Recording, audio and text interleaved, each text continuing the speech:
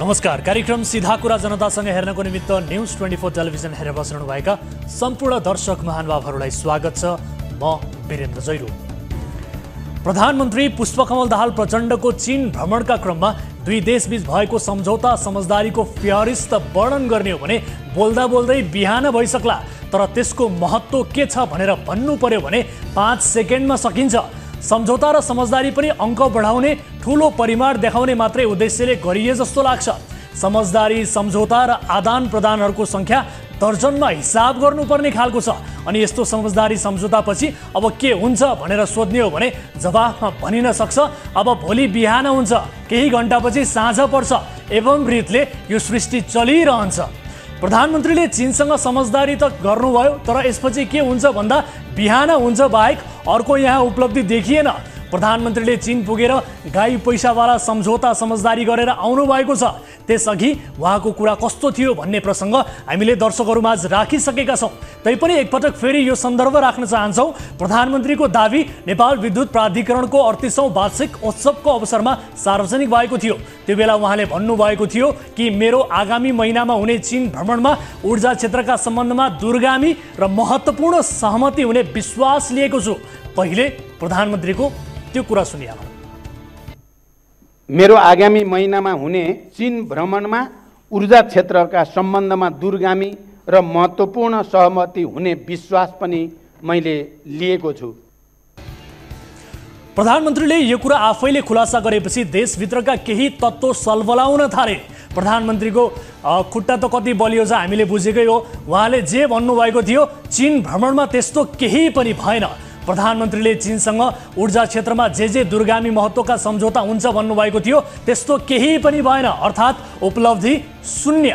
छिमेकी चीन र भारत दुनियाँका शक्तिशाली मध्येका देशहरू हुन्। यस्ता देशहरूसँग माग्नु नै पर्दा अलि ठुलै योजना, अनुदान, सिप माग्नुपर्छ। 4 थान एम्बुलेन्समा पनि हात थाप्ने बानी परेको हाम्रो राजनीतिक नेतृत्वले यसपटक चीनमा पनि आफ्नो शैली छाड्न सकेन। समझदारीहरू मध्येको एउटा समझदारी छ विपद सामग्री सम्बन्धी समझदारी पत्र आदान प्रदान। यो कस्तो खालको समझदारी होला त?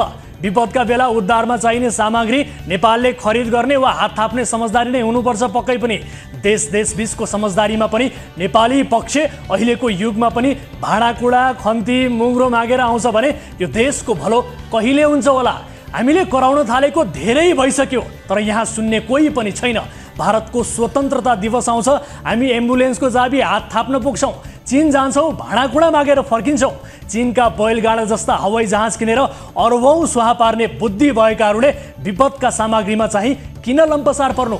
उदेकै लाग्छ। चीनसँग माग्ने नै हो भने धानको उत्पादन दोब्बर हुने प्रविधि, सिप माग्नु, रसुवागढीबाट केरुङ पुग्ने द्रुत मार्ग वा रेलमार्ग माग्नु, पुरै पहाडी क्षेत्रलाई ढाक्ने गरी फलफुल खेती गर्न चाहिने पुँजी र प्रविधि माग्नु। तर दुर्भाग्य के छ भने चीनसँग सम्बन्ध बढाउँदा अरू रिसाउलान् कि भन्ने चिन्ता छ। यस्तो पानी मरुवा कूटनीति रहेसम्म हामी यस्तै हो दर्शकबिन। हामीले गएको अङ्कमा पनि राजनैतिक दलको छाहारीमा बसेर खैराती कार्यकर्ता बन्न रुचाउने केही शिक्षकहरूबारे चर्चा गरेका थियौँ। यसपटक चाहिँ कुनै दलको कार्यकर्ता ठाउँमा पुग्यो भने त्यसले कसरी वातावरण दूषित पार्छ भन्ने कुरा एउटा सन्दर्भ अलि पुरानो छ, तर त्यो सन्दर्भ आज प्रस्तुत गर्दैछौँ। 2 हप्ता अघि चलचित्र विकास बोर्डले राष्ट्रिय चलचित्र अवार्डको आयोजना गरेर विजयीहरूलाई राष्ट्रपतिको हातबाट पुरस्कार थमायो।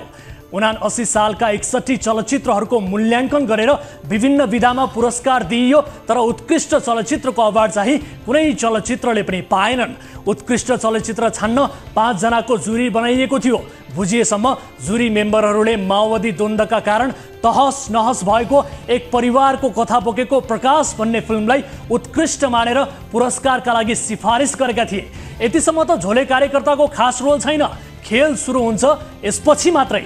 चलचित्र प्रकाशलाई उत्कृष्ट भनेर पुरस्कार दिँदा महान भनिएको जनयुद्ध दुष्कर्म साबित हुने जस्तो देखिएपछि चलचित्र विकास बोर्डमा जागिर खान गएका माओवादी कार्यकर्ताहरूले यो कुरा सञ्चार मन्त्री रेखा शर्मासम्म पुर्याए।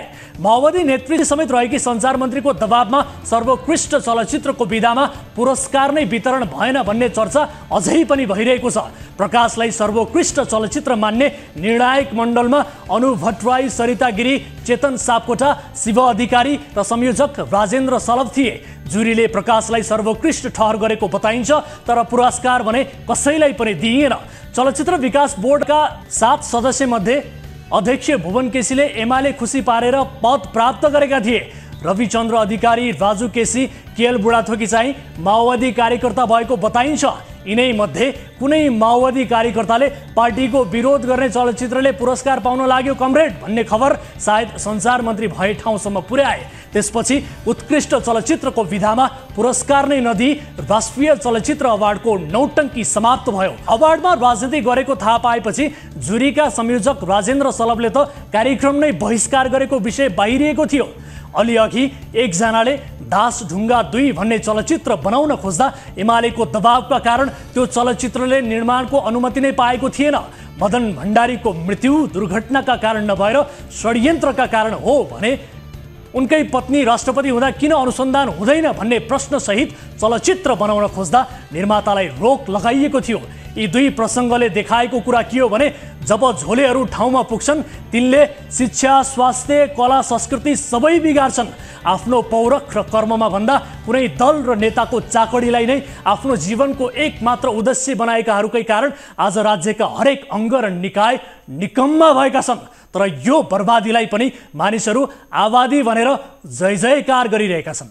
आउनुहोस् सुरु गरौँ जनताको चासो, गुनासो र प्रश्न सहितको विशेष कार्यक्रम सीधा कुरा जनतासँग।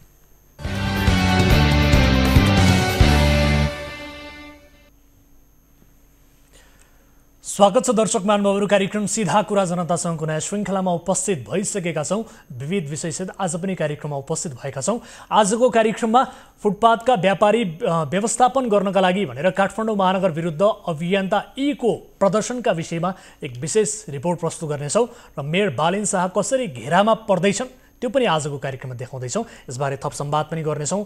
यस्तै लोकतान्त्रिक समाजवादी पार्टीको एउटा प्रसङ्ग पनि आजको कार्यक्रममा समावेश गर्नेछौँ। प्रसङ्ग के छ भने यो पार्टीमा महासचिव नै 16 जना छन्। केही जिल्ला र केही नेताको परिवारमा पार्टी सङ्कुचन भए जस्तो देखिन्छ। यो रोचक प्रसङ्ग बारेको रिपोर्ट प्रस्तुत गरेसँगै थप संवाद पनि आजको कार्यक्रममा गर्नेछौँ। यस्तै खाद्य व्यवस्था तथा व्यापार कम्पनीले हुम्लामा कुहिएको चामल बिक्री गरेको प्रसङ्गसहितको रिपोर्ट पनि प्रस्तुत गर्नेछौँ। जनताले पैसा तिर्दा पनि कुहिएको चामल दिएको भन्दै गुनासो गरिरहेका छन्, यो विषय देखाउनेछौँ। र दैलेखको एउटा झोलुङ्गे पुल जीर्ण हुँदा त्यहाँका नागरिकले भोग्दै आएको शास्ति पनि आजको कार्यक्रममा देखाउनेछौँ। यसबाहेक अन्य विषय पनि समावेश हुनेछन्। तपाईँ दर्शकहरूसँग प्रत्यक्ष कुराकानीमा जोडिनेछौँ। कुनै पनि समस्या पर्नुभएको छ, कुनै पनि गुनासा छन् भने तपाईँले हाम्रो टोल फ्री नम्बर 1660122424, यसै गरी एनसेल नम्बर आएको छ 9801572424 खुला गरिसकेका छौँ। कार्यक्रम अवधिभर हामीलाई सम्पर्क गर्न सक्नुहुनेछ। आउनुहोस् कार्यक्रमको सुरुवात गरौँ ताली र गालीको भोटिङ पोलबाट। यसअघि हामीले सोधेको प्रश्न थियो, क्रिकेट कप्तान रोहित पौडेलले घोषित पुरस्कार नपाएको बताएका छन्। रकम निकासाका लागि मन्त्री परिषदबाटै निर्णय गराउँछु भनेर प्रधानमन्त्रीले दिएको वचन पनि खेर जानु स्वाभाविक हो भन्नेले तालीमा र होइन भन्नेले गालीमा भोट गर्नुपर्ने थियो। जसअनुसार 55%ले तालीमा र 45%ले गालीमा मत जाहेर गर्नुभएको छ। तालीमा धेरै दर्शकले आफ्नो मत व्यक्त गर्नुभएको छ। अब ताली र गालीका लागि आजको प्रश्न यस प्रकार छ। सरकारले विज्ञापन नियमावलीमा संशोधन गर्दै सार्वजनिक स्थलमा देखिने होर्डिङ बोर्डहरूमा विदेशी कलाकार देखाउन नपाउने गरी गरेको प्रबन्ध ठिक छ भन्नेले तालीमा र छैन भन्नेले गालीमा भोट गर्नुहोला। हाम्रो पात्रोको एप्लिकेसनमा गएर ताली र गालीका लागि भोट गर्न सक्नुहुनेछ र भोटिङ सुरु हुन्छ। अब आजको पहिलो अनि महत्त्वपूर्ण विषय, गाई त बाँध्यो ढुङ्ग्रोमा मोही छैन, गरिबको चमीले बोल्दिने कोही छैन बोलको गीत गाएर चुनाव अघि भोट माग्थे बालेन्द्र शाहले। चुनाव जितिसकेपछि अब बालेनले गरिबसँगको नाता टुटाइसकेका छन् यस्तो दावी गर्दै अहिले केही अभियन्ताहरूले भनिरहेका छन् गरिब लखेटेर होइन, गरिबी लखेट्ने कार्यक्रम ल्याऊ। काठमाडौँ महानगरसँग पर्याप्त स्रोत छ, यसकारण फुटपाथमा व्यापार गर्नेहरूका लागि कुनै विकल्पको प्रबन्ध गर। हालसम्मको परिदृश्यमा काठमाडौँ महानगरमा फुटपाथका व्यापारीका लागि कुनै विकल्प दिएको देखिँदैन। अब प्रश्न उठ्छ के काठमाडौँलाई सभ्रान्तहरूको मात्रै सहर बनाउन खोजिएको हो? यदि यस्तो होइन भने ती गरी खाने वर्गका लागि अलिकति भए पनि स्थानीय सरकारले सोच्नुपर्ने थियो। यस्तो किन भएन त? यी भनेर चिनिने इसान अधिकारी केही दिनदेखि उभिएर काठमाडौँ महानगरका प्रमुख बालेन्द्र शाहलाई सोधिरहेका छन्, तपाईँले चुनाव अघि गर्नुभएको बाचा के भयो? यो रिपोर्ट हेर्नुहोस्। काठमाडौँ महानगरका प्रमुख बालेन शाह र उपप्रमुख सुनिता डङ्गोललाई चुनावी बाचापत्र सम्झाउन प्रदर्शनमा उत्रिएका अभियन्ता इसान अधिकारीसँग अन्तत महानगरले संवाद गरेको छ। महानगरले व्यवस्था गरेको अभियन्ता इसान पक्षको दाबी र महानगरले वार्ताका लागि बोलाउँदा उपेक्षा गरेको जिकिर बीच दुई पक्षबीच वार्ता भएको हो।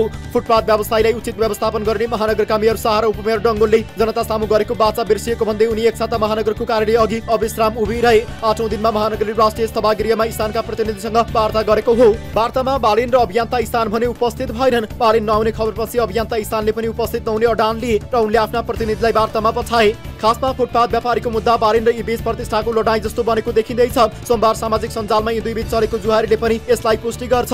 सोमबार बालेनले फेसबुकमा स्ट्याटस पोस्ट गर्दै घुमाउरो शैलीमा यीको आन्दोलन राजनीतिबाट प्रेरित भन्ने सन्देश दिन खोजे। उनले अभियन्ता यी लगायतको टोलीलाई वार्ताका लागि बोलाएको तर छलफल नआएको भन्दै गुनासो समेत पोखे। बालेनले लेखेका थिए, लोकतान्त्रिक अभ्यासमा सबै कुरा समाधान संवादबाट नै हुनुपर्छ भन्ने कुरा हामीले बुझेका छौँ। सायद कुनै राजनीतिक स्वार्थ जोडिएर आउन नखोज्नु भएको होला भन्ने हामीले बुझेका छौँ। के वार्ता हामीले उहाँहरूका नेतासँग गर्नुपर्ने? बालेनको यो स्ट्याटसपछि आक्रोशित भएका यीले आफूहरूलाई भेट्न बालेन नभई एकजना नगर प्रहरी मात्र आएको जवाफ दिएका थिए। बालेनले लगाएको आरोपको खण्डन गर्दै उल्टै ती नगर प्रहरीले हप्काएको समेत उनले बताएका थिए। बालेन शाहको एडभाइजरी बोर्डमा बसेका युवाहरू होइन, सुनिता डङ्गोल होइन, हिजो हामीसँगै अभियानमा हिँडेका मान्छेहरू हुन्। उहाँहरू अहिले त्यहाँभित्र नहुनु भएको भए, उहाँलाई शक्तिको उन्माद नलागेको भए उहाँहरू अहिले हामीसँगै हुनुहुन्थ्यो यहाँ होइन।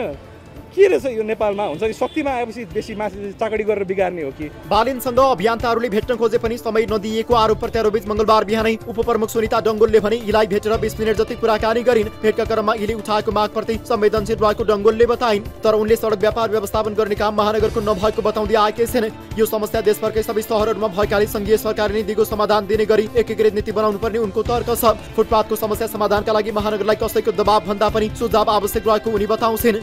राज्यको हिसाबले केन्द्र तहबाट नै नीति नियम बनाइयोस्, जसले गर्दाखेरि महानगरपालिका मात्र होइन देशैभरिको सहरमा पनि युनिफर्म एकीकृत हिसाबले कसरी व्यवस्थित बनाउने भन्ने मार्गदर्शन गर्न पनि आवश्यक छ। त्यसमा काठमाडौँ महानगरपालिकाले सहकारी सहयोग गर्नका लागि सदैव तत्पर पनि छ। बालेनलाई ओलीको काउन्टर भन्छन्, गरिबको सामान फालेर समस्या समाधान गर्छु भन्ने नचाने हुन्छ। उपप्रमुख डङ्गोलले यीलाई भेटेको केही समयमा नै नेकपा एमालेका अध्यक्ष केपी ओलीले फेसबुकमा स्ट्याटस देख्दै भने महानगरबाट गरिब नभएर गरिबी लखिड्नुपर्छ। त्यस्तै सोमबार पनि एमाले बागमती प्रदेश अधिवेशनको क्रममा समेत ओलीले विकल्प तयार नहुँदासम्म फुटपाथ व्यवसाय गर्न दिनुपर्ने बताएका थिए। बालेनतर्फ लक्षित गर्दै ओलीले गरिबले बल्ल तल्ल जोडेका सामान फालेर समस्या समाधान गर्छु भन्ने नसोच्न भन्दै काउन्टर दिएका थिए। नगर प्रहरीको व्यवहार तमासा छ। गाडी सरेर आउँछ, मान्छेहरू गाडीबाट ओर्लिए जसरी नगर प्रहरी ओर्लिँदैन, प्रहरी ओर्लिए जसरी ओर्लिँदैन। ब्राङ ब्रुक हाम फाल्छ, हाम फालेपछि सिटी भोक्न सुरु गर्छ। कहाँ कुदेको हो गुडुडु कुद्छ नानी, कहाँ कुद्या हो एकदम पेरिरी बजाउँदै गुडुडु कुद्छ। आतङ्क आयो के आयो कता आयो कुद्या छ, प्रहरी युनिफर्ममा छ, कहाँ कुद्या हो।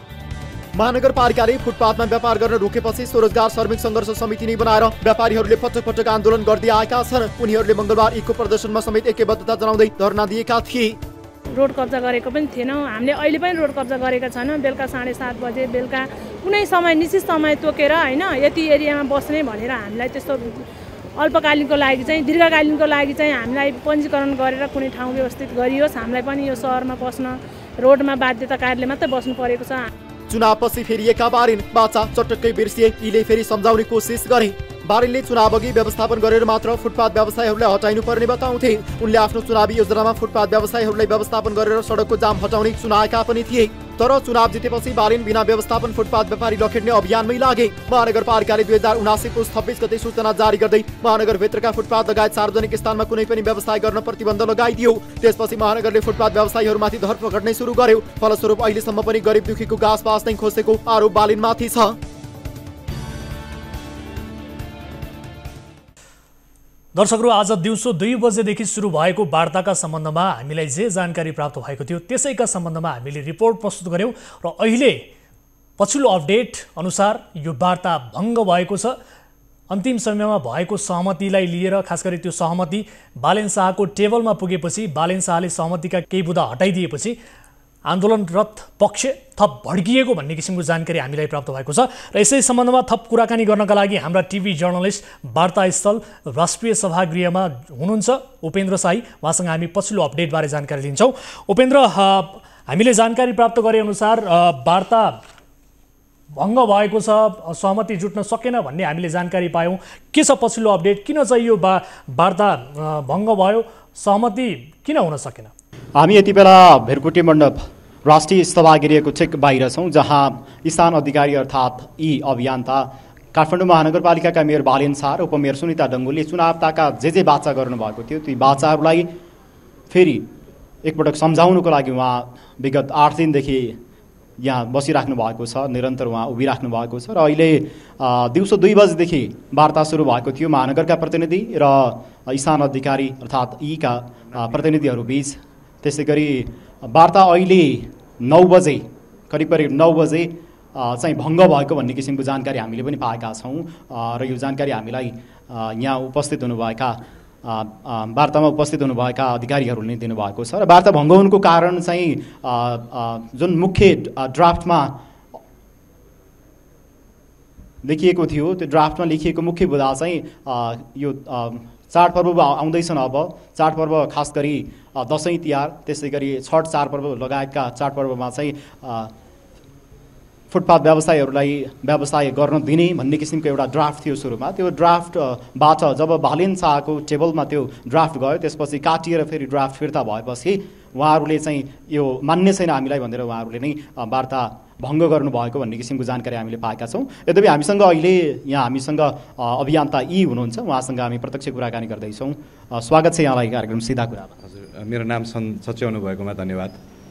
अब तपाईँ अथवा चाहिँ तपाईँका प्रतिनिधिहरू आज दिउँसोभरि वार्तामा हुनुहुन्थ्यो, वार्ता अहिले भङ्ग भएको भन्ने किसिमको जानकारी प्राप्त भएको छ। वार्ता किन भङ्ग भयो? होइन, अब आजको वार्ता भनेको चाहिँ हाम्रो यहाँ आन्दोलन गरिरहेको पक्षको प्रतिनिधिहरू र काठमाडौँ महानगरपालिकाको प्रतिनिधिहरूको बिचमा थियो होइन। एउटा आशाको ढोका खोलेको जस्तो लागेको थियो होइन। तर यहाँ त खङ्रङ्ग हुन्छ नि, तपाईँको छानाबाटै खसे जस्तो महसुस भइरहेछ होइन। किनभने कस्तो भने हामीले पटक पटक होइन बालेन शाह भने चाहिँ भविष्यको सम्भावित प्रधानमन्त्री होइन, गरिबको लागि बोलिदिने मान्छे, हिजो होइन गरिबको गीत गाउने मान्छे भनेर हामीले जुन हिसाबले उहाँलाई चिनेको थियौँ होइन, त्यो सायद हामीले उहाँलाई जुन हिसाबले जज गरेका थियौँ त्यो जजमेन्टै गलत रहेछ होइन। किनभने तपाईँले नै भन्नुभयो जस्तै धेरै हुन्छ नि, भनौँ न यो कस्तो किसिमको सहमति भएको थियो भने जसले न सडक व्यवसायलाई पूर्ण रूपमा खुसी बनाउने, न त त्यसले के भन्छ हुन्छ नि कुनै ठुलो आश्वासन दिने किसिमको भएको थियो होइन। तर के भन्यो भने सार हिसाबले केही निश्चित स्थान र निश्चित समयमा जुन उहाँको चुनावी बाचा थियो त्यही अनुरूप चाहिँ केही ठाउँहरूमा दिने कुरा थियो होइन। स्पष्ट रूपमा भन्दाखेरि जस्तो आज दिउँसो 2 बजेदेखि यहाँ वार्ता सुरु भएको थियो, तपाईँहरूका केही प्रतिनिधि पनि जानुभएको थियो र महानगरका प्रतिनिधिहरू बीच 2 बजेदेखि वार्ता भयो, करिब 6-7 घन्टा वार्ता भयो। तर अहिले अन्तिममा आएर चाहिँ भङ्ग भयो होइन। यो भङ्ग हुनुको कारण चाहिँ के हो? कसको कारण चाहिँ यो भङ्ग भयो? यो भङ्ग बालेन शाहको अहङ्कारका कारण भएको स्पष्ट रूपले भन्दाखेरि होइन। किनभने उहाँलाई के छ भने उहाँले कुनै अडान लिनुभयो भने उहाँले चुनावको बेला यो भन्नुहुन्थ्यो होइन आन्तरिक मिटिङहरूमा, तपाईँले दृश्यम फिल्मको अजय देवगनको किरदार याद गर्नुभएको छ भनेर। अनि किन भन्दाखेरि चाहिँ दृश्यम फिल्मको अजय देवगनले चाहिँ कुनै निर्णय लिएपछि त्यो चाहे सही होस् या गलत ऊ पछि हट्थेन भनेर होइन। भनेपछि हामीले त्यही किसिमको नेतृत्व यहाँ अनुभूत गर्न पाएका छौँ। सहमतिमा चाहिँ पहिलो ड्राफ्टमा चाहिँ जुन भनौँ न हामी आभारी छौँ जो काठमाडौँ महानगरपालिकाका तर्फबाट जो वार्ताकार हुनुहुन्थ्यो उहाँले एकदम फ्लेक्सिबिलिटी देखाउनु भयो होइन बालेन शाहको असहमति बावजुद। तर जुन निश्चित स्थान र समय किटान गरिएको थियो त्यो सहमतिमा बालेन शाहको टेबलमा पुगेपछि उहाँले त्यो सबै काटिदिनु भयो होइन। अनि केवल एउटा खोक्रो सहमतिको टुक्रा मात्रै हामी कहाँ आयो होइन। अनि अब भनौँ न यो एउटा हामी जस्ट लस फर वर्ड्स हुन्छ नि, यो हामीले यस्तोसम्म उहाँ गिर्नुहुन्छ भनेर आशा गरेको थिएनौँ। तपाईँ विगत 6-7 दिनदेखि यसरी नै बसिराख्नु भएको छ, आज 8औँ दिन हो तपाईँ यसरी फरक किसिमले होइन एउटा उहाँलाई खबरदारी गरिराख्नु भएको छ। यो तपाईँले फरक किसिमको अथवा चाहिँ उभिएरै जुन किसिमको एउटा शैली अपनाउनु भएको छ यो चाहिँ किन यसरी नै उभिनुपर्ने भयो, किन यो शैली अपनाउनु भयो तपाईँ? होइन, तपाईँको हामीले विगत 3 महिनादेखि चाहिँ गरिबको चमेली बोलिदिने कोही छ र भनेर उहाँकै चुनावी गीत होइन, उहाँको चुनावी बाचा सम्झाउन उहाँले सडक व्यवसायलाई सजिलै व्यवस्थापन गर्न सकिन्छ, वैकल्पिक स्थान, वैकल्पिक समय होइन, पर्मिट फिजहरू लिएर जुन अन्तर्राष्ट्रिय अभ्यास पनि छ धेरै सहरहरूमा विश्वभर, त्यही किसिमले गर्न सकिन्छ भन्ने थियो होइन। अनि त्यही कुरालाई चाहिँ सम्झाउनलाई चाहिँ एउटा नैतिक प्रश्न चिन्हको रूपमा यहाँ अगाडि उभिएको थिएँ, उहाँको ढोका अगाडि होइन। अनि 8औं दिन बित्दाखेरि पनि आज बिहान बरु उभिएर आउनुभयो, उहाँले केही आश्वासन दिनुभयो, म प्रयास गर्छु भन्नुभयो। सबैले केही न केही प्रयास गरे, तर सबैको प्रयास चाहिँ बालेन्साको टेबलमा गएपछि त्यो विफल टोलियो। सो आज बिहान मात्रै उपमेयर सुनिता डङ्गोल आउनु भएको थियो र उहाँले पनि स्पष्ट रूपमा के भन्नुभयो भने यो चाहिँ महानगरपालिकाको मात्रै समस्या होइन, देशभरिकै समस्या हो फुटपाथ भनेको। यो चाहिँ नीतिगत रूपमा नै केन्द्रीय सरकारले, सङ्घीय सरकारले व्यवस्था गर्नुभएको छ भन्ने तरिकाले स्पष्ट रूपमा भन्नुभएको छ। र उहाँले चाहिँ तपाईँलाई केही आश्वासन दिनुभएको छ त्योभन्दा केही अरू, अथवा चाहिँ उहाँले भन्नुभएको कुरा त ठिक हो नि होइन, एक किसिमले यो महानगरले मात्रै सम्बोधन गर्न सक्ने समस्या त होइन यो? होइन, म त के भन्छु भने काठमाडौँ महानगरपालिका वरिपरि पर्खाल लगाइदिउँ होइन, भित्रको मान्छेलाई बाहिर आउनै नदिउँ होइन, बाहिरको मान्छेलाई पनि भित्र आउन नदिउँ, भित्रको मान्छेलाई बाहिर गर्न नदिउँ, चराचुरुङ्गीलाई पनि आउन नदिउँ होइन। काठमाडौँ स्वायत्त छ होइन, काठमाडौँमा भनौँ न तपाईँको फ्लोटिङ पपुलेसनको कुनै आवश्यकता छैन, त्यो फ्लोटिङ पपुलेसनको यहाँ यो इकोनोमीमा कुनै कन्ट्रिब्युसन छैन होइन। यो सबैको ट्याक्सी आफै चल्दैछन्, यो पठाउ आफै चल्दैछ होइन, तपाईँको यो टेलिभिजन कार्यक्रमहरू आफै चलिरहेका छन् होइन, यो सडकमा भनौँ न यो सामानहरू आफै बेचिरहेका छन् होइन भनेर यो कस्तो भने एउटा ठुलो तुस देखियो कि कुदृष्टि देखियो। यो वार्ता थियो, त्यो वार्तामा चाहिँ काठमाडौँ महानगरपालिकाका मेयर बालेन शाह पनि बस्नु भएन र तपाईँ पनि स्वयं बस्नु भएन, किन? तपाईँहरूको खासमा व्यक्तिगत टसल जस्तो पनि देखियो एक किसिमले। होइन, उहाँ यो व्यक्तिगत टसल होइन होइन, उहाँले चाहिँ मलाई चिया खाना भेट्न खोज्नु भएको थियो होला हिजो होइन, तर त्यो पनि राम्रोसँग इन्फर्मेसन रिले भएन, एकदम नगर प्रहरी खरो रूपले प्रस्तुत हुनुभयो। अनि त्यसपछि अब हामीले त त्योभन्दा एक दिन अगाडि त उहाँकै सल्लाहकारसँग चाहिँ एउटा कानुनविदसँग उहाँसँग बस्ने भन्ने कुरा भएको थियो, तर उहाँले त्यो प्रस्तावलाई पनि हिजो अब जुन स्टेटस लेखेर अब एकदमै त्यसलाई नराम्रो हिसाबले मोडिदिनु भयो होइन। अनि आज पनि उहाँको त्यही अहङ्कारकै कारणले चाहिँ सबै सम्भावनाका ढोकाहरू बन्द हुँदै गएका छन् होइन। अनि अब यो बडो भनौँ न, म त अहिले केही भनौँ न एउटा प्रतिक्रिया जनाउने स्थितिमा पनि छैन होइन, किनभने यो त बडो नचाहिने कुरा भइरहेछ कि यो यसरी त भनौँ यो किसिमको नेतृत्वले त देशलाई राम्रो ठाउँमा पुर्याउनेवाला छैन। अब 8 दिन भइसकेको छ र अहिले आज एउटा एक किसिमको वार्ता भयो, समाधान हुन्छ होइन भन्ने किसिमको एउटा मानिसहरूमा पनि बाहिर सन्देश गएको थियो, तर यो वार्ता अन्तिममा आएर भङ्ग भएको छ। अब चाहिँ तपाईँ के गर्नुहुन्छ? होइन, अब म भोलि बेलुका 10 बजीसम्म मेरो 179 घन्टा उभिने त छ। उहाँसँगको यति बेला सम्पर्क छुटेको छ। खैर, आउनुपर्ने विषयहरू आइसकेका छन् र हामीले सुरुवाती दिनदेखि नै भन्दै आएको के हो भने पटक पटक गरी खाने वर्गलाई चाहिँ विकल्प दिनुपर्ने आवाज हामीले उठाइरहेका छौँ। हामी यो चाहन्छौँ कि फुटपाथमा हिँड्ने पैदल यात्रीको अधिकार पनि स्थापित होस् र साथै फुटपाथमा व्यापार गरेर आफ्नो र आफ्नो परिवारको जीवन गुजारा गर्नेहरूको पनि व्यवस्थापन होस् भन्ने हामी चाहन्छौँ। खैर, यो जानकारी गराउने टिभी जर्नलिस्ट उपेन्द्र शाही र सँगसँगै हामीसँग जोडिएर आफ्नो कुराहरू राख्नुहुने अभियन्ता यीलाई पनि धेरै धेरै धन्यवाद दिन चाहन्छौँ। र अब अर्को विषयतर्फ यहाँको ध्यान आकर्षण गराउन चाहन्छौँ। कुनै पार्टीमा महासचिवले गर्ने काम कति हुन्छ होला? स्वाभाविक नै हो, एउटा राष्ट्रिय पार्टीमा महासचिवले गर्ने काम धेरै हुन्छ। यही भएर महासचिवलाई सहयोग गर्न अन्य सहयोगी तथा सचिवालयको प्रबन्ध पनि गरिएको हुन्छ। तर अहिले राष्ट्रिय दलको मान्यता समेत नपाएको, देशभरबाट जम्माजम्मी 1.5 लाख भोट पाएको लोकतान्त्रिक समाजवादी पार्टी लोसपामा महासचिव मात्रै 16 जना छन्। अझ उपाध्यक्षको सङ्ख्या सुन्यो भने यो पार्टी निकै ठुलो हो कि भन्ने जस्तो पनि लाग्छ, किनभने लोसपाले 21 जनालाई उपाध्यक्ष बनाएको छ। प्रतिनिधि सभामा जम्मा 4 सांसद रहेको यो दल चलाउन उसले 11 सचिव र 8 सहसचिव बनाएको छ। यो भन्दा पनि महत्त्वपूर्ण के छ भने ठुला नेताका आफन्तहरूले यसपटक केन्द्रीय समितिमा अवसर पाएका छन्। समावेशिताको हिमायती लोसपामा कुनै एक जाति वा समुदायका नेताहरूको मात्रै वर्चस्व देखिन्छ। यो रोचक रिपोर्ट हेर्नुहोस्। संसदमा 4 सिट भएको फुच्चे दल लोकतान्त्रिक समाजवादी पार्टीले गठन गरेको नयाँ केन्द्रीय समितिको आकार चासोको विषय बनेको छ। गएको प्रतिनिधि सभा निर्वाचनमा 1,60,000 भन्दा केही बढी मत ल्याएर राष्ट्रिय दलको मान्यता समेत पाउन नसकेको लोसपाले आफ्नो केन्द्रीय समितिमा 311 जनालाई राखेको छ। अझ रोचक त के छ भने यो पार्टीमा अध्यक्षसहित पदाधिकारीको संख्या नै 64 छ। वरिष्ठ उपाध्यक्ष 3 जना, वरिष्ठ सहअध्यक्ष 1 जना, वरिष्ठ उपाध्यक्ष 6 जना र 15 जना उपाध्यक्ष छन्। उच्च दललाई महासचिव नै 16 जना चाहिएको छ।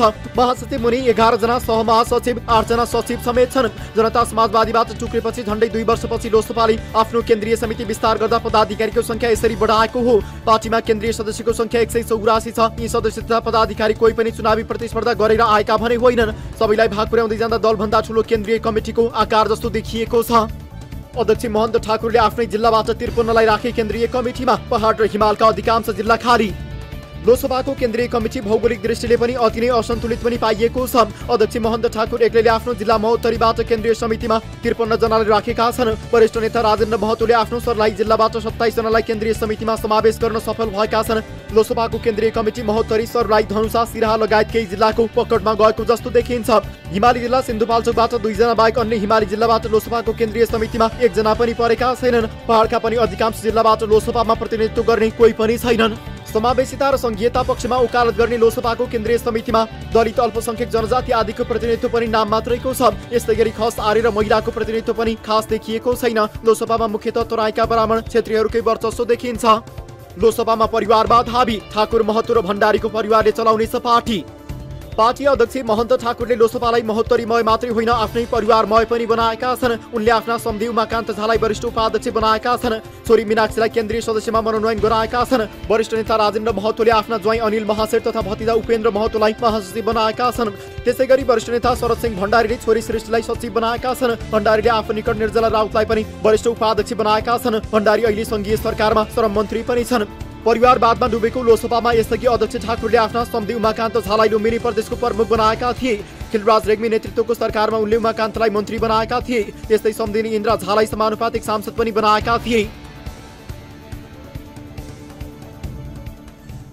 दर्शकहरू, यस विषयमा थप कुराकानी गर्नका लागि हामीले टेलिफोन सम्पर्कमा जोडेका छौँ लोकतान्त्रिक समाजवादी पार्टीका प्रवक्ता डाक्टर आभास लाभलाई। प्रवक्ताज्यू, स्वागत छ कार्यक्रम सिधा कुरा जनतासँगमा। धन्यवाद। अब लोकसभाले आफ्नो केन्द्रीय समितिको आकार 311 जनाको बनाएको छ। पार्टीमा महासचिव नै 16 जना हुनुहुन्छ। प्रतिनिधि सभामा जम्मा 4 सांसद गएको चुनावमा 1.5 लाख जति मत पाएको सानो दलमा 16 जना महासचिव, 15 उपाध्यक्ष, 11 सचिव किन चाहिएको? यसो हेर्दा पार्टी त नयाँ छ हाम्रो लोकसभा, तर नेताहरूलाई हेर्दा टावरिङ पर्सनालिटी लिडर छन् हामीसँग। महन्त ठाकुर जस्तो निष्ठावान आदरणीय अध्यक्षज्यू, राजेन्द्र महतोज्यू, शरद सिंह भण्डारीज्यू, अनिल झाज्यू, सर्वेन्द्रनाथ शुक्लाज्यू, धेरै पुराना नेताहरू छन् र धेरै समयदेखि हामीले यो विस्तार गर्न नसकेर थुप्रै प्रतिभाशाली र आशावान उद्देश्यसँग मिल्ने मूल्य मान्यता भएका मान्छेहरू थुप्रिएर एक ठाउँमा त्यो ब्यारेज लागेको थियो र यो इमर्जेन्सीमा लिएको निर्णय हो। त्यो सामान्यतया लिएको निर्णय भन्दा इमर्जेन्सीमा लिएको निर्णय चाहिँ पृथक हुन्छ र अलिकति अर्को खालको लाग्न सक्छ। त्यस्तो इमर्जेन्सी के आइलागेर न चुनाव आएको छ, न केही भएको छ, न सरकार चाहिँ भनौँ न एक हिसाबले ढल्ने अवस्था छ। के अवस्था हो? के इमर्जेन्सी? सरकारसँग सरकार र हाम्रो संख्यासँग मतलब छैन। हाम्रो मतलब छ कि हामी सङ्घर्षमा छौँ, सङ्घर्षमा थियौँ र सङ्घर्ष नै हाम्रो मूल उद्देश्य हो र सामाजिक दुर्व्यवस्थालाई चाहिँ ठिक गर्नको लागि, सामाजिक मुद्दालाई सम्बोधन गर्नको लागि राजनीतिको आवश्यकता भएर यो पार्टी हाम्रो राजनीतिक पार्टी पनि हो। तर मूल मुद्दा हाम्रो सङ्घर्ष हो। यो डिस्क्रिमिनेसन आदि जुन मुद्दा छ हाम्रो त्यसलाई सम्बोधन गर्न गराउनु हो र धेरै दिनदेखि थुप्रेर बसेका आशावान मान्छेहरूले असन्तुष्ट गर्ने अवस्थामा अहिले हामी छैनौँ। यो इमर्जेन्सीमा लिएको यो एउटा भनौँ न कि एउटा अर्जेन्टली लिएको एउटा निर्णय हो जसले हामी कम से कम साथीहरूमा असन्तुष्ट होस्। र तपाईँ हेर्न सक्नुहुन्छ सम्पूर्ण बढीमा अहिलेको राजनीतिक दलहरूले चाहिँ युवालाई एप्रिसिएट गरेको छ। बढीभन्दा बढी युवा शक्तिले हामीले मौका दिएछौँ। जुन दुन्दुभीको स्वर र शङ्खनाद हामीले सुनिरहेछौँ, महसुस गरिरहेछौँ, यो कुनै लाभको पथ होइन, यो सङ्घर्षको पथ हो। यसमा धेरैभन्दा धेरै युवाहरू अग्रसर भएर हामीले ल ठिक छ, मेरो प्रश्न पनि सुनिदिनु होला। तपाईहरुले पदाधिकारी त धेरै बनाउनु भएको छ, यो ठिकै छ, यसमा पनि अब केही भन्न सकिने अवस्था रहेन, तर उहाँहरूलाई कुनै काम त दिनुपर्छ होला नि। काम चाहिँ के दिनुहुन्छ त? हामीले हाम्रो जुन सत्व छ नि त्यो सत्वको हामी सन्धान गरेका छौँ। हाम्रो जुन फर्मेसन एउटा फोरमको रूपमा एउटा मञ्चको रूपमा भयो, त्यो एउटा सङ्घर्षको पथ छ। हामीले सबै मुद्दा एक हिसाबले थाती नै छन्। जब सबै मुद्दा थाती नै छन् भने त कामै काम छ, सङ्घर्षै सङ्घर्ष, यसमा त मान्छे कम पर्छ। अझै पनि हामी यो साताभित्र यो कार्यकारिणीको पदाधिकारीको बैठक गरेर अझै असन्तुष्ट साथीहरूलाई जोड्ने प्रयास गर्छौँ र हाम्रो अक्षौणी सेना अझै ऊर्जावान, अझै ठुलो, अझै विशाल बन्छ र त्यो सङ्घर्ष पथमा हामी अग्रसर हुन्छौँ। यो कुनै राजनीतिक लाभको पथ होइन, यो सङ्घर्षको पथ हो। ठिक छ, हामीले सरसर्ती हेर्दा तपाईहरुको पार्टीमा अध्यक्ष महन्त ठाकुरको ७२ जिल्लाबाट मात्रै केन्द्रीय समितिमा 50 जना भन्दा बढी नेताहरू हुनुहुन्छ। सर्लाही, धनुषा, सिराहा, सप्तरीबाट बढी नेताहरू हुनुहुन्छ। अब तपाईहरुलाई त खास गरी एउटा भनौँ न संघीयता पक्षधर शक्ति पनि मानिन्छ हैन? पार्टीमा चाहिँ शक्ति जति सबै अध्यक्षको जिल्लामा केन्द्रीकृत गर्ने यो शैली तपाईहरुको विरोधाभास भएन? भएन सर, कसरी भयो? सबभन्दा पहिले कुरा हामी के भन्न चाहन्छु भने हाम्रो पार्टीको निर्णय हाम्रो समस्या र हाम्रो मुद्दाको आधारमा हुन्छ। हाम्रो आदरणीय अध्यक्षज्यूले लिनुभएको निर्णय, उहाँको दूरदर्शिताले उहाँलाई मुद्दामा समस्याको निर्क्योल निकाल्न जस्तो प्रकारको समिति, जस्तो प्रकारको चयन हुन त दुनियाँमा संसारमा कुनै पनि कमिटी, कुनै पनि निर्णय आदर्श होइन, बन्नै सक्दैन। त्यो त्यसमा त्रुटि मानिन्छन्, त्यसमा त्रुटिहरूको व्याख्या पनि गरिन्छन्, अपव्याख्या पनि गरिन्छन्, तर हाम्रो समस्या, हाम्रो मुद्दा, हाम्रा चुनौतीहरूको आधारमा लिएको हाम्रो निर्णय हो। तर तपाईहरुको पार्टीमा जम्मा 4-5 वटा जिल्लाका मात्रै मान्छे भए, समस्या त्यो 4-5 वटा जिल्लामा मात्रै हो त? मुद्दा त्यहाँ मात्रै छन्? होइन, हिमाल पहाड तराई सबैतिर मुद्दा छन्। कुन पार्टी कति हदसम्म सिरियस छ, सेन्सिटिभ छ, त्यो आफ्नो पक्ष छ। हामी आफ्नो मुद्दामा यति हदसम्म सेन्सिटिभ र हामी सक्रिय छौँ, त्यो त भविष्यले बताउँछ। म पूर्ण विश्वास छु र हजुरलाई, हजुरको लोकप्रिय च्यानल मार्फत सुनिरहेका सम्पूर्णलाई पनि म यो विश्वास दिलाउन चाहन्छु। अब हेर्नुहोस् है, केन्द्रीकृत राज्य प्रणालीको विरोध गर्दै आएको दलमा यस्तो किसिमको अवस्था शोभनीय भएन भन्ने किसिमको प्रश्न उठिरहेको छ। मैले केही बेर अघि पनि भने लोकसभाको केन्द्रीय समितिमा हिमाली क्षेत्रबाट प्रतिनिधित्व चाहिँ नाम मात्रैको छ, पहाडका अधिकांश जिल्लाबाट पनि प्रतिनिधित्व देखिएको छैन। देशमा चाहिँ 77 वटा जिल्ला छन्, तर तपाईहरुको पार्टीमा जम्मा एउटा भनौँ न एउटा 25 वटा जति जिल्ला मात्रै, 25 वटा जिल्लामा मात्रै तपाईहरुको पार्टी समेटिए जस्तो देखिन्छ। यो शोभनीय भयो? जुन संवैधानिक व्यवस्था अनुसार जुन प्रकारको प्रक्रियागत हिसाब किताबले जुन निर्णय लिएर जुन परिणाम दिनुपर्ने हो, त्यसमा त्यो हिसाबले हामीले सब गरेका छौँ। हामीसँग जोडिने बढीभन्दा बढी मान्छेलाई हामीले राख्ने प्रयास गरेका छौँ।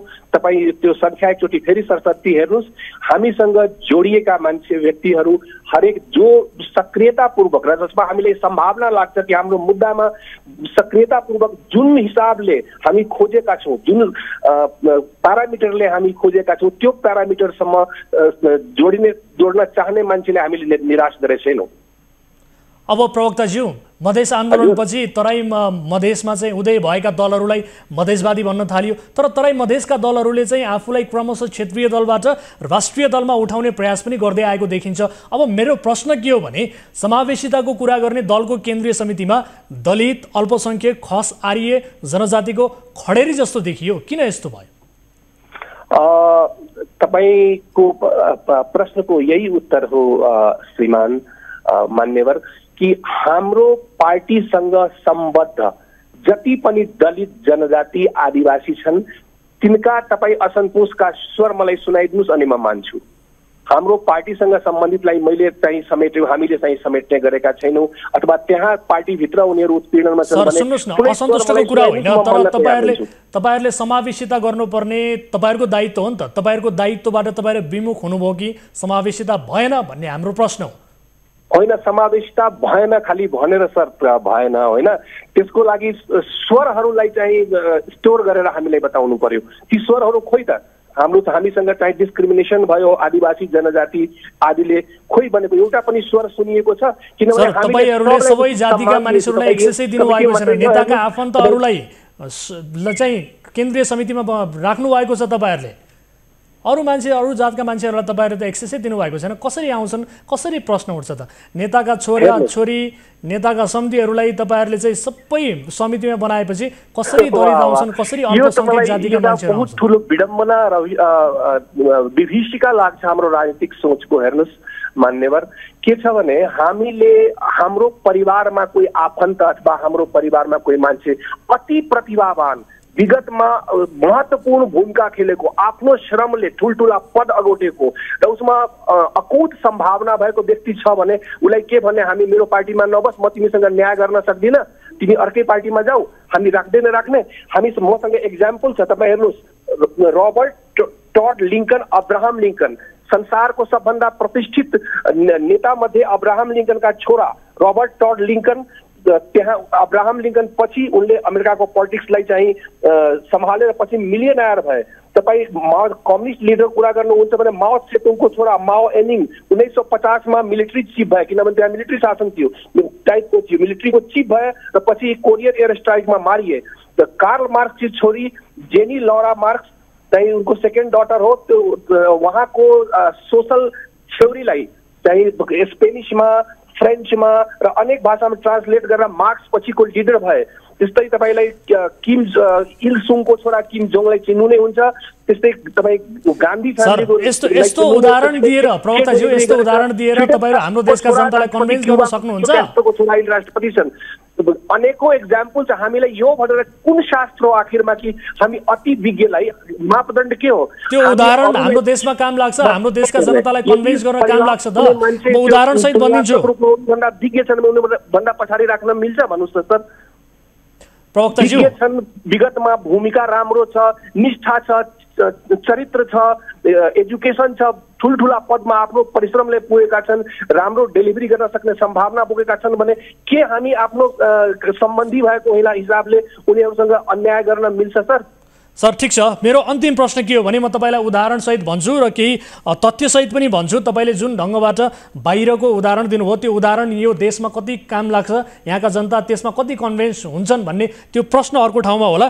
तर तपाईका अध्यक्षले सन्धिलाई वरिष्ठ उपाध्यक्ष बनाएको, छोरीलाई केन्द्रीय सदस्य बनाएको, राजेन्द्र महतोले ज्वाइँ र भतिजलाई महासचिव बनाएको, शरद सिंह भण्डारीले छोरीलाई केन्द्रीय सदस्य बनाएको भन्दै यति बेला परिवारबाट तपाईहरुको पार्टी चाहिँ चल्ने पार्टी बन्यो भनेर प्रश्न गर्नेहरू पनि छन्। अन्तिममा छोटोमा भन्नु, हामी मित्र राष्ट्र भारतको कांग्रेसलाई पनि हामी गाली गरौँ, उसको पनि उसलाई उसको परम्परालाई पनि अपमानित गरौँ, हाम्रो समाजवादी पार्टीको के भन्छ उसलाई अखिलेश यादवको परिवारलाई पनि नकारेर त्यो पार्टीलाई पनि हेला गरौँ।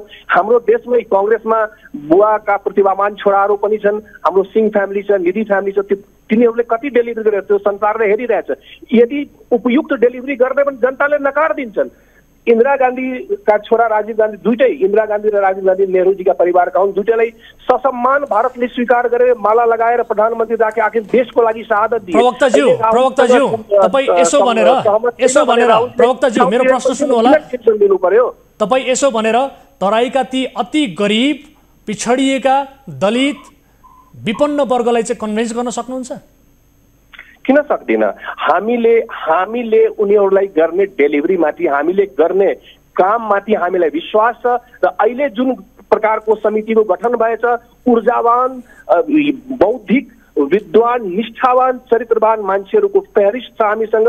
त्यसले गरेको डेलिभरीले स्वयं कन्भिन्स गर्छ, यो दृढ विश्वास छ मलाई। हस्, समय र संवादका लागि धन्यवाद दिन चाहन्छु। तर तपाईहरुको पार्टीको सिट घटेर 4 सिटमा पुगिसक्यो, तर तपाईहरु अझै पनि यस्तो किसिमको तर्क गर्न छोडिरहनु भएको छैन, यस्तो तर्क गरिरहनु भएको छ। समय र संवादका लागि यहाँलाई धेरै धेरै धन्यवाद सर। धन्यवाद तपाईको लोकप्रिय मिडिया मार्फत सुनिरहेका सम्पूर्णलाई तपाईँलाई पनि। दर्शक महानुभावहरु, कार्यक्रममा यति बेला पालो भएको छ ब्रेकको। ब्रेक पछाडि फेरि विविध विषयसहित उपस्थित हुनेछौँ। अहिलेलाई छोटो ब्रेक।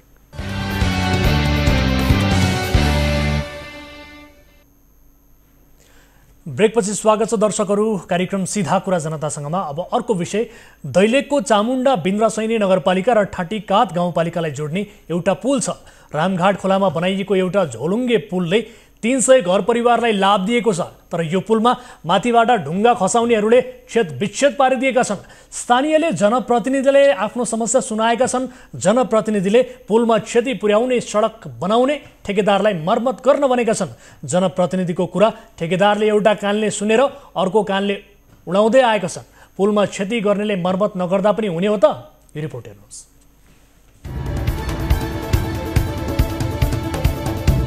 दैलेखको चामुण्डा, भिन्द्रासैनी नगरपालिका र ठाँटीकाँध गाउँपालिका जोड्ने रामघाट खोलामा बनेको यो झुलुङ्गे पुल अहिले जीर्ण भएको छ। चामुण्डाको सिमसेर र ठाँटीकाँधको माझखर्कलाई यो पुलले जोड्छ।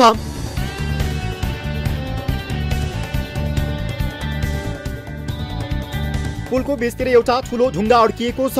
यही कारण पुलबाट खोला तर्नेहरूका लागि जोखिम पनि बढेको छ। झुलुङ्गे पुलको यस्तो हालत आफै भएको भने होइन। विशाल निर्माण सेवाले प्रशासनिक मार्ग निर्माणका क्रममा ढुङ्गा झरेर झुलुङ्गे पुल अहिले चुनिन मात्रै बाँकी छ। ठाँटीकाँध गाउँपालिका वडा नम्बर 3 का अध्यक्ष भरत बोमका अनुसार सडक निर्माण गर्ने कम्पनीले झुलुङ्गे पुलमा क्षति पुर्याएको हो। मर्मत गरेर साविक अवस्थामा ल्याउन पटक पटक आग्रह गर्दा पनि कम्पनीले अचेर गरेको अध्यक्ष बोमले दाबी गरे। कस्तो छ भने रिस्कमै हिँडिरहेछन् त्यसमा हैन। अब त्यो पुल एकदम एकपल्टै परेछ। त्यो ढुङ्गा अब तिमी त्यो ढुङ्गा झर्नेवाला पनि छैन, किनभने त्यो माथिको लडा र तल्लो लडामा फिक्स भइसकेको छ, अड्किया छ होइन। ठुलै भएको कारणले गर्दा माथि त्यसरी चाहिँ स्पिडमै आएको ढुङ्गा हो होइन। जालीहरू फोडेर त्यो किसिमको भएको छ।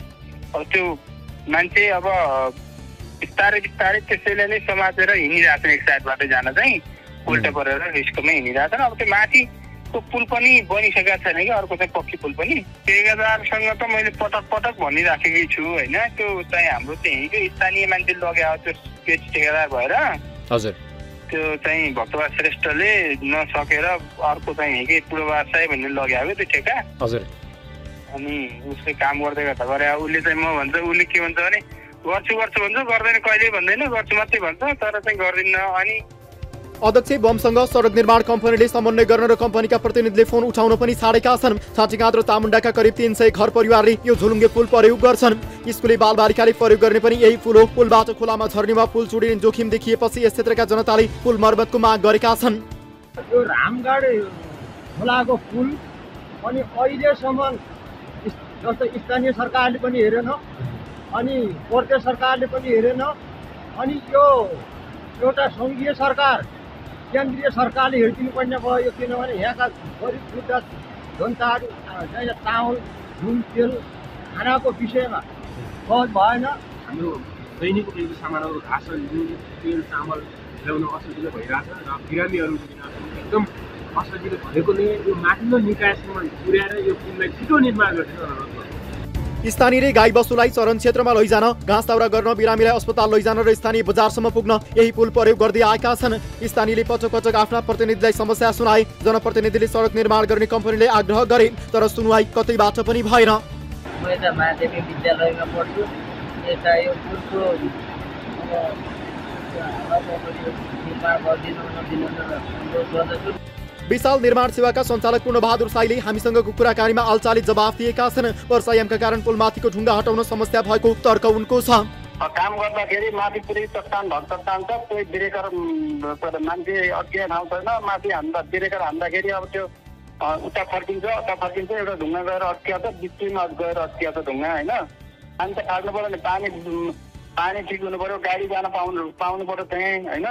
त्यसपछि काम गर्ने हो। काम त गर्ने हो त, हामीले काम नगर्ने कुरा होइन नि त हजुरको। विशाल निर्माण सेवाले प्रशासनिक मार्ग निर्माणको जिम्मेवारी लिएको 11 वर्ष भइसकेको छ, तर अझै निर्माण सम्पन्न भइसकेको छैन।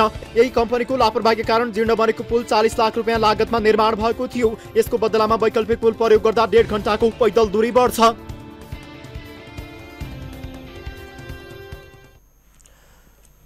दर्शकहरू, स्थानीय नागरिकले हाम्रो 24 हेल्प डेस्कमा गुनासो गरेपछि उनीहरूको गुनासोलाई हामीले यो रिपोर्ट मार्फत प्रस्तुत गरेका छौँ। विद्यार्थीहरूलाई पुलबाट आवत जावत गर्न समस्या भएको छ, त्यहाँका स्थानीय नागरिकहरूलाई आवत जावत गर्न समस्या भएको छ। तर यो समस्या समाधान गर्नका लागि जसले ढुङ्गा खसालेर पुलमा क्षति पुर्याएको छ, विशाल निर्माण सेवा कम्पनी, यो कम्पनीले चासो दिएको छैन। उसले स्थानीय जनप्रतिनिधिले भनेको पनि टेरेको छैन। एक कानले सुन्ने अर्को कानले उडाउने खालको यो प्रवृत्ति देखिएको छ। र यसै सन्दर्भमा हामीले कुराकानी गर्नका लागि खास गरी त्यही क्षेत्रका प्रतिनिधि सभा सांसद दिगपाल कुमार शाहीलाई टेलिफोन सम्पर्क मार्फत जोड्ने प्रयास गरिरहेका छौँ। उहाँसँग कुराकानी पनि भएको थियो। उहाँसँग हामी यसबारेमा कुराकानी गरेर उहाँको हामी ध्यानाकर्षण गराउन चाहन्छौँ, किनभने उहाँको ध्यानाकर्षण भयो भने यो समस्या समाधान हुनसक्छ कि स्थानीयले यो समस्याबाट शास्ति पाउनबाट केही राहत पाउँछन् कि, यसबारेमा कुराकानी गर्छौँ। महारानीज्यू, स्वागत छ यहाँलाई कार्यक्रम सिधा कुरा जनतासँगमा। हेलो, सुन्दै हुनुहुन्छ महारानीज्यू? आवाज केही पनि सुनिरहेको छ। हजुर, यहाँलाई स्वागत छ कार्यक्रम सिधा कुरा जनतासँगमा। हेलो, सुन्दै हुनुहुन्छ? अहिले हल्का सुनिएको छ। ल भन्नुहोस्। हजुर, अब यो दैलेखको चामुण्डा बिन्द्रसैनी नगरपालिका र ठाडीकाँध गाउँपालिका जोड्ने रामघाट खोलामा बनेको जुन झोलुङ्गे पुल छ, यो पुलका बारेमा तपाईँलाई जानकारी छ कि छैन? स्थानीय नागरिकहरू समस्या भयो, हामीलाई आवत जावत गर्न भन्छन्। त्यहाँ निर्माण कम्पनीले गर्दाखेरि ढुङ्गा खसेर पुलमा क्षति पुगेको छ, स्थानीयलाई आवत जावत गर्न गाह्रो भएको छ, बालबालिकाहरूलाई विद्यालय जान समेत कठिन भएको छ। यो समस्याबारे तपाईँलाई थाहा छ? यो कुरो अब चामुण्डा बिन्द्रसैनी, म पनि त्यहीँको स्थानीय मान्छे हुँ। हजुर, चामुण्डा बिन्द्रसैनी नै मेरो घर हो होइन। सोही कारण हामीले चामुण्डा बिन्द्रसैनी नगरपालिका वार्ड नम्बर 1 र ठाडीकाँध गाउँपालिकाको वार्ड नम्बर 3 लाई जोड्ने यो पुल हो। यो झुलङ्गे पुल भन्नुभयो, झुलङ्गे पुल होइन, यो मोटरेबल पुल हो। मोटरेबल पुल, यो साङ्गे टाढादेखि उता जाने माथि चाहिने बाँकोट हुँदै कालीकोट जाने बाटो हो। हजुर, यसमा चाहिने हामीले समय समयमा धेरै ताकेता गऱ्यौँ। सडक डिभिजनले बाटो बनाएको छ, 10 किलोमिटरको टेन्डर खोलेको थियो होइन। हाम्रो ढले पिपल भन्ने चामुण्डा बिन्द्रसैनीको हजुरको चाहिँ 3 नम्बर वडाबाट को एउटा बाटो छुट्टिन्छ, त्यहाँदेखि त्यो सिमसेर पुलसम्म, त्यो पुलसम्म रामघाट खोलाको पुलसम्ममा सिरियानको पुल हो, त्यहाँसम्मको लागि त्यो टेन्डर खोलेको हो। र टेन्डर खोल्दाखेरि कम्पिटिसनमा ठेक्का भयो र क्वान्टिटी अब त्यहाँ त कति के काम। ठीक छ महारानीज्यू, अब यो ठेकेदार कम्पनीको लापरवाहीका कारणले गर्दाखेरि म भन्दैछु। अनि त्यसपछि त्यो क्वान्टिटी यता बाटो खुलिएर यता रह्यो। अब विशेष पुलको विषय रह्यो। पुल एउटा निर्माण व्यवसायले लिएको, त्यो अब बाटै यताबाट जाँदाखेरि हो र क्वान्टिटी सिद्धिएपछि बाटो एक बनेन। जुन मोटरेबल पुल छ त्यो पुलबाट अरू खोलाबाट पनि बाटो हिँड्थ्यो, पारिपट्टि पनि उताबाट चामुण्डा बिन्द्रसैनी हो के अरे ठाडीकाँध गाउँपालिकाको 3 बाट आउने बाटो, जुन बाँकोटबाट आइरहेको बाटो तल चाहिँ खोलासम्म आउँथ्यो, त्यो बिचमा पनि एउटा भिडमा अलिकति बाटो 150-200 मिटर 200-300 मिटर जति काट्न बाँकी छ त्यो भिडमा है। ठिक छ, अब यो समस्या त हामीले देखायौँ, त्यहाँको वास्तविक अवस्था के हो त्यो हामीले देखायौँ। स्थानीय नागरिकले पनि गुनासो गरेका छन्। अब तपाईँ एज अ एउटा माननीय भएको हिसाबले जिम्मेवार व्यक्ति हुनुहुन्छ, तपाईँकै ठाउँको यो समस्या छ, यसलाई चाहिँ समाधान गर्नका लागि तपाईँले के पहल गर्नुहुन्छ र स्थानीय नागरिकलाई के आश्वासन दिन चाहनुहुन्छ? छोटोमा त्यो बाटो त्यहाँसम्म पुलसम्म पुर्याइदिउँ, निर्माण व्यवसायलाई पनि ताकेता मैले गरेको छु। हजुर, र कार्यालयलाई पनि मैले अब त्यो पूर्वाधारलाई पनि हुन्छ, त्यहाँको पूर्वाधारको हाकिम हाम्रो चाहिँ उहाँसँग पटक पटक एप्रोच सडकभन्दा उताको बाटोलाई पनि छिटो बनाइदिनुहोस् होइन। त्यो बाटो भिडमा खन्नै बाँकी छ, पुलभन्दा उता यताउता, पुल मात्रै बिचमा छ, यताउता बाटै खन्न बाँकी छ। अनि त्यो बाटोलाई खनाइदिनुहोस् भनेर मैले उहाँसँग पूर्वाधारको हाकिमसँग पटक पटक कुरा गरेँ। उहाँ त्यो कुरालाई नै गर्नुहुन्न होइन। अब उहाँले अब के गर्ने त भन्नुहोस् त? उहाँले पनि तपाईँहरूलाई पनि टेर्नुहुन्न भने त के गर्ने सोचमा हुनुहुन्छ? टेर्नुहुन्न, उहाँले टेर्नुहुन्न। उहाँ त अब मैले सुनेको त अझ पुरा अर्कै छ, अलि लामो कुरो भएपछि कुरा गरौँला। हाम्रो दैलेख पूर्वाधारको हाकिम साहब हुनुहुन्छ उहाँ हामी मात्र होइन, यो देशले भने पनि उहाँ टेर्नुहुन्न। उहाँ ए हस्, के रहेछ यो विषयलाई हामी पनि फलो गर्छौँ। मैले अरू कुरा सुनेको छु, मेरो 2 नम्बर क्षेत्रमा जति कामहरू भइरहेका छन्, काम गर्दाखेरि उहाँ इस्टिमेट अगाडि नदेखाएर इस्टिमेट लुकाएर राख्ने, अनि चेक अगाडि कृषिको चेक अगाडि कसले दिन्छ त्यहीलाई मात्रै अनि यो काम भने यो गर भनेर भन्ने, अनि लास्टमा बिल बनाउने त्यस्तो काम गर्नुहुन्छ अरे भन्ने पनि मैले सुनेको छु। उहाँलाई जति भन्दा पनि उहाँले मान्नुहुन्न, टेर्नुहुन्न है। हस्, ठिक छ, अब यो विषयलाई हामी पनि फलोअप गर्छौँ। हामीले मिडियाको तर्फबाट, हाम्रो कार्यक्रमको तर्फबाट के गर्नुपर्छ हामी सल्लाह तपाईँसँग पनि लिन्छौँ। प्रभाकर सिंह भन्ने मान्छे पूर्वाधारको हाकिम हुनुहुन्छ, उहाँसँग सोध्नुहोस्। हजुर, हामीले धेरैपल्ट उहाँसँग ताकेता गर्दा पनि उहाँ मान्नुहुन्न, जति कुरा गरे पनि उहाँ सुन्नुहुन्न हाम्रो कुरा।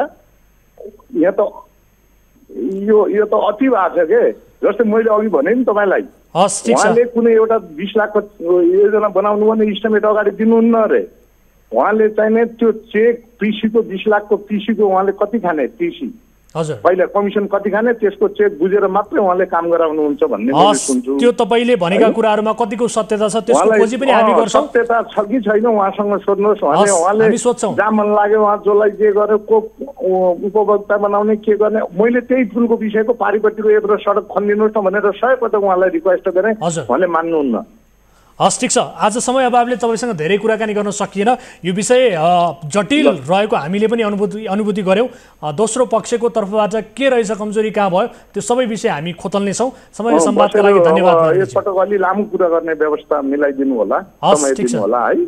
हस् समय र संवादका लागि धन्यवाद माननीय। दर्शक महानुभावहरु, यो समस्या समाधानका लागि स्थानीय नागरिकले गुनासो गरेपछि हामीले रिपोर्ट प्रस्तुत गरेका हौं। यस विषयको फलोअप गर्नुपर्ने जरुरी देखियो, फलोअप पक्कै पनि गर्नेछौँ भन्दै आजलाई यिनै विषयहरू प्रस्तुत गर्दा गर्दै कार्यक्रम निर्धारित समय सकिएको छ। हुम्लाको एउटा विशेष विषय पनि बाँकी थियो। स्थानीय नागरिकलाई खाद्य कम्पनीले नै कुहिएको चामल बिक्री गरेको प्रसङ्ग देखाउनु थियो। आगामी श्रृङ्खलामा हामी देखाउनेछौँ।